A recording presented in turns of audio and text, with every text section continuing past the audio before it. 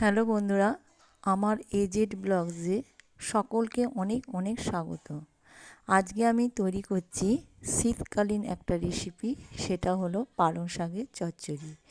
এই পালং শাকের চচ্চড়ি তৈরি করা ভীষণ সোজা আর খুব কম সময়ে হয়ে যায়, অথচ ভীষণ টেস্টি।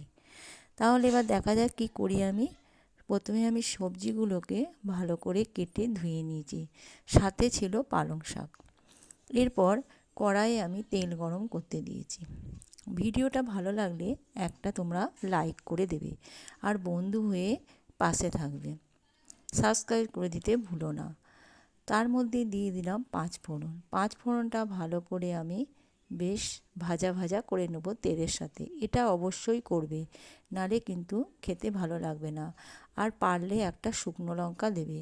আমি দুটো দিয়েছিলাম, তোমরা ঝাল মতো তোমাদের সুবিধা মতো দেবে। বেশ লাল লাল হয়ে গেছে, ভাজা ভাজা হয়ে গেছে। এরপর আমি সমস্ত সবজিগুলো দিয়ে ভালো করে নেড়ে নিয়ে নুন হলুদ দিয়ে ভালো করে আমি এবার নামিয়ে নেব। আমার রেসিপি সম্পূর্ণ তৈরি। তোমরা ভালো থেকো, সুস্থ থেকো।